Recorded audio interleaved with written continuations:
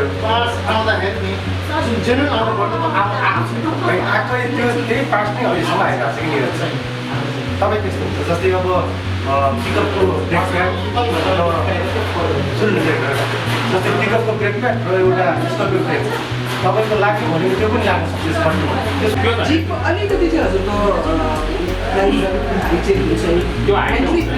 यसको लागि चाहिँ भइदिनु भयो भने अलिकति रिलिफ हुन्छ र हो हजुरको अगाडि तपाईँको क्लच पेडल सबै पहिलादेखि भ्याल्युहरू उसकै मात्रै हाम्रो प्रब्लम सबै गाडीको सल्भ गर्न सकिन्छ अब यो गाडी छ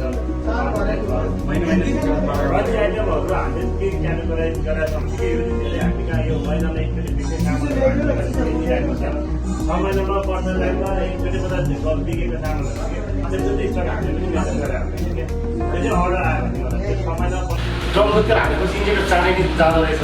अब किनभने पानी हुन्छ त्यसमा ड्रम खाली भएपछि त्यसमा कार्बन डाइअक्साइड मिक्स गरेर के हुन्छ त्यो पानी प्रभाव हुन्छ अनि तपाईँको इन्जेक्टरको आयु भनेको एकदम कम हुन्छ अब सबै एफआई सिस्टमहरू अब इन्डियामा बेसिक्स गाडी पनि अब नेपालमा आउने कुरा छ इन्डियामा त आइ नै सकेको छ त्यो अनुसार त्यसरी हामीले पनि मेन्टेन गर्नुपर्छ किन सबैले दरमा आओस् भने यो सधैँ सिन्धुलीमा मैले प्रकृति फेरेँ यही असजी राखेको सिन्धुलीमा फेऱ्यो त्यो प्रकृति 2 वर्ष चल्यो तर यहाँ हाम्रो हजुरको यो जेन्युन भन्छ एकदम ओरिजिनल सामान भनेर कम्पनी आउँछ नि त्यो त मैले बाटोमा अब मधेससँग अब लोकल फेर्नु भएको थियो तर उसले राम्रो ओरिजिनल सामान दिएको किनभने ऊ थाइल्यान्डमा बढेको त्यो पनि मिलाएर अर्को गाडीको हालेको 2 वर्ष चल्यो त्यो प्रकृति तर हजुरको कम्पनीको भने त कम्पनीको त्योभन्दा बढी चल्नु पर्ने अथवा त्यति त चल्नु पर्दैन त्यति किन चल्छ यस्तो तपाईँको चल्ने भनेको चलाइमा पनि भर पर्छ हजुरको गाडी त्यो ठिकै हो उहाँले भनेको कुरा पनि अब यो कोरेनहरू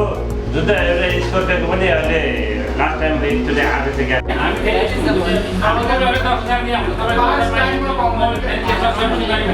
त 6जना भेटिन्छौँ